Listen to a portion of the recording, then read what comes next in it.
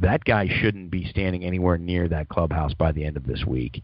I know that they spent an early round pick on him, but you just cut bait. He's lousy. I agree. You got rid of Johnny Manziel. You just need to officially wash the stink of Ray Farmer away from that franchise. That's it. Hose down the entire away. facility. It's awful. Get them all out of there. It's disgusting. I tell you what, Josh Gordon's a superstar. Yes, he is a superstar. But will he be there? Can you rely on him? That's the hard part. I hope for his sake that you can rely on him because he's. So do I. I like to watch that kid play. He's exciting. Yeah. I legit. If I'm going to ever tune into a Cleveland Browns football game, it's going to be because of Josh Gordon to watch him play because he is spectacular when he's on the field. He really is. So they've got some offensive weapons. Josh Gordon is an absolute superstar in my eyes. Duke Johnson is another kid that I think is pretty darn good. Isaiah Crowell is not a bad running back at all. He's fine.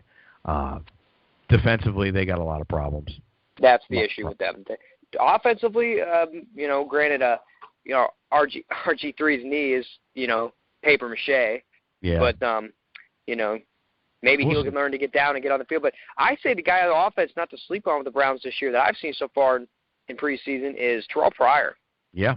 Terrell Pryor is a nice deep threat for those guys. He's big, he's fast, he's physical, he's athletic. This guy was a 5-star basketball recruit coming out of high school.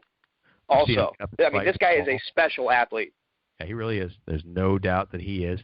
That team could score some points this year, but they're going to be just challenged by that defense, just getting blown off the ball. They're not a defensive team. I think Hugh Jackson, as we talked about a while ago, really has his work cut out for him. But I think what the Cleveland Browns franchise has to do, a coach like Hugh Jackson is somebody that I'm really fond of. I think he's an excellent football coach, and I think you need to give him 5 years. If at 5 years his team is still 2-14, then I understand walking papers. You need to kiss. If that team is somehow 5-11 this year, they need to kiss.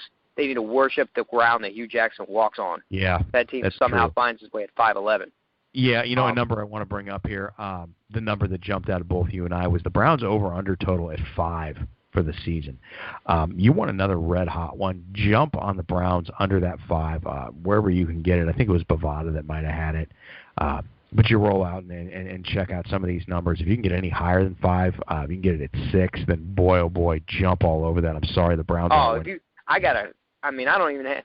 It's a little tight right now, but I'd put $1,000 on them to win under 6 games.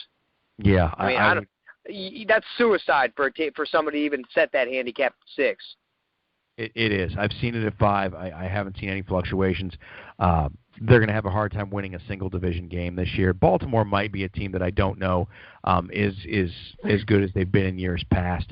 So I'm going to take Baltimore out of the AFC North discussion. I'm going to think that they're probably not going to compete in that division for a wild card spot, but it's so possible that 3 wild cards come out of this division again too. But I do think that you've got Pittsburgh and Cincinnati, but Pittsburgh at +120, Cincy at +140. Pittsburgh defensively might not be very good. Pittsburgh has a problem, and it's called if teams decide to run the ball every down against the Steelers will win every football game. But the problem is that's just not the issue in the NFL. The teams throw the ball 50 times a game, and that's where the Steelers are going to run into issues because that pass defense is pretty soft. Yeah, the secondary doesn't look good. A lot of chasing from what I've seen. Some of our favorite Steeler listeners out there have pointed out to me that you don't know shit about the Steelers, and that's fine, maybe not, but get your own talk show.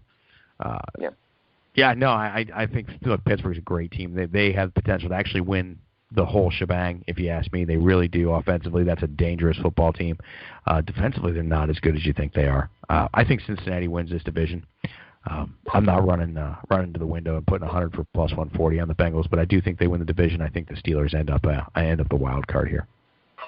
I'm actually going to go with the Steelers to win this division. I think it'll be a tight race between the Steelers and the Bengals, but I like Pittsburgh to win the division. I just think I think they will make up for their lack of coverage in the secondary. I think they're going to make up with just one of the more explosive offenses we've seen in a long time. With Le'Veon Bell coming back after 4 games, D'Angelo Williams is a nice punch to have when he's not there.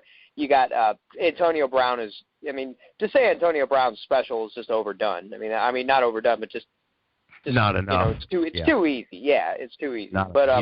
He's and Ben's a Hall of Famer back there. They keep Roethlisberger healthy. This team can go a lot of places, but and I hate to rely on the Bengals. I've just been duped too many times where I've said, you know what, I think this is it. Cincinnati might be the best team in this division. They might be the best team in the AFC. They might win the damn Super Bowl. I've been duped too many times by the Bengals to put my money on them. I'm going to go with the Steelers because the Steelers just always seem to be the reliable pick, whereas the Bengals, you just don't know. Like when are they going to melt? I see your position, but coming off a 12-4 season last year, Cincinnati won that division. I think they win it again. I really do. I think that team's going to actually win a playoff game this year too. You know what they'll probably do is they'll probably beat my Raiders in Cincinnati. But I guess we're recording this, so I don't need to write that down. Bengals going to win a playoff game.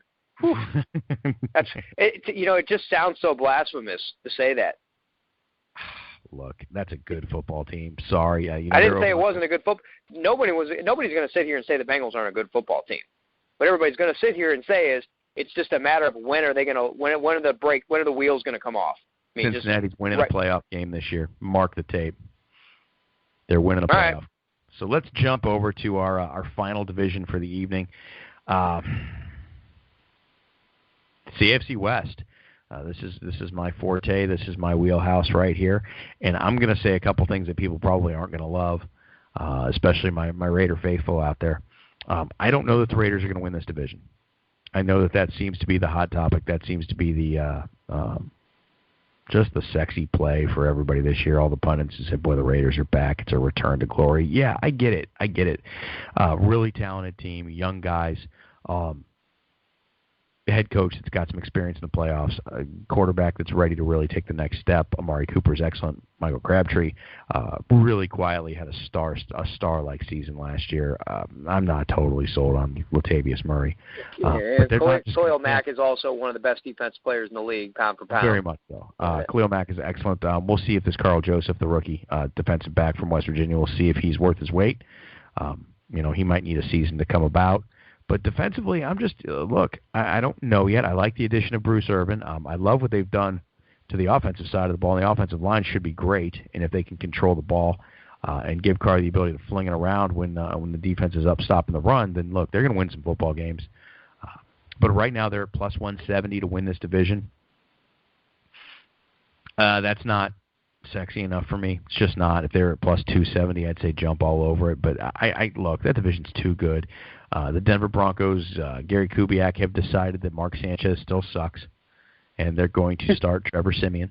Gary Kubiak decided that? I think that's decided quite a bit ago, but I think now it's just really it's kind of solidified now where you have a seventh-round pick out of Northwestern starting over you. I mean, I think it's time to go back to Southern Cal, Mark, and really, really consider your career. I don't think there's much more left.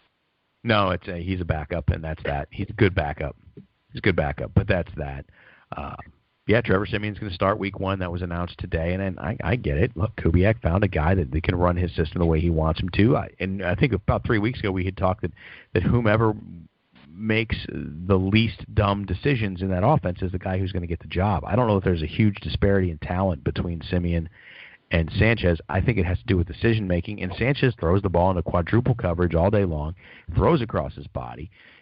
Late decisions, forces throws. He's Brett Favre without the arm strength, and it's just you can't get away with that, kid. You're not the old gunslinger. I always said, how can he not with a defense that good? What he was able to do with the Jets was they were able to hide him for so long. But here's what the Broncos don't have that the Jets did have was a good running game also. Yeah, they do. Sure. It's an offense where the quarterback is going to have to do something because they do not have an elite running game in Denver.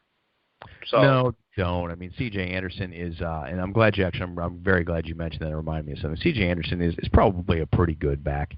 He was good enough for John Elway to say, look, we'll pay you, come back here. He's the best back on their roster in the eyes of the general manager, that is John Elway. They needed C.J. Anderson back. Ronnie Hillman, from what I understand, is sliding a little bit on the depth chart, and the kid they drafted this year, Devontae Booker, is somebody who's probably going to lock in that number 2 job at running back. Fantasy players out there, keep an eye on Devontae Booker as the season gets a little bit longer. That's a guy who might have that big midseason pop-up game, especially if you're playing like draft Kings, FanDuel, any of the daily fantasies. A guy like Devontae Booker may have a spot start someplace and be a real sexy, inexpensive addition to a team that might blow you up for one day when he's owned by like 5% of players and he has a 2-touchdown and pops one in Denver, because that's a pretty good offensive line still. That's a team that's going to score points. The defense is going to keep them in games. I don't want to go as far as to say that Denver wins this division again. You're going to laugh at me. I know you are. I think Kansas City wins this division.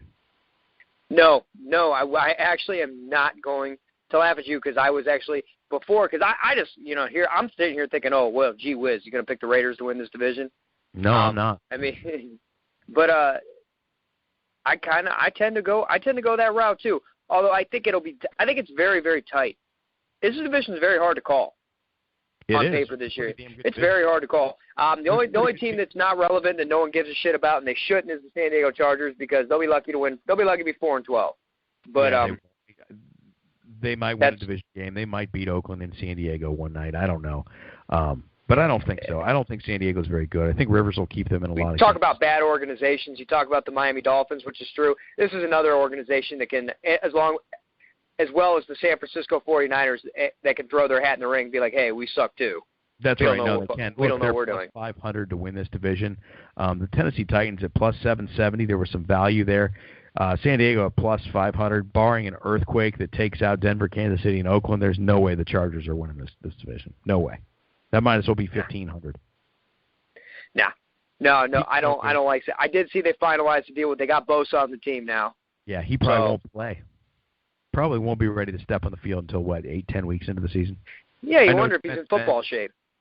Yeah, I know defensive end isn't it's not quarterback, it's not center, but he's going to need 6 weeks, 8 weeks. Yeah, you got to get in football shape.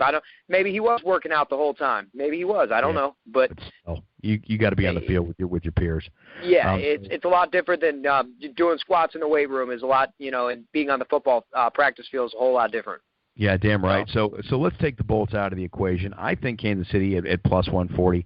There isn't a safe play in this division as far as a wager. And remember out there, just because you have the ability to wager doesn't mean you have to wager. Be smart with your money. Make it last, especially on a long weekend in Vegas. Find picks that are worth your time. Talk to people. Read things. Pay attention. And look, don't just make the play because you're out there before the season starts. But yeah, Joe, Kansas City at plus 140. Kansas City wins the division. I think that Denver and the Raiders battle for a wild card. There's a good possibility 3 wild cards come out of this division. But I do see Denver making the playoffs again. Some way, somehow, it just looked maybe Denver will see their own, because it comes to me as a little bit of arrogance on their part, saying we have this 7th-round draft pick out of Northwestern as our quarterback.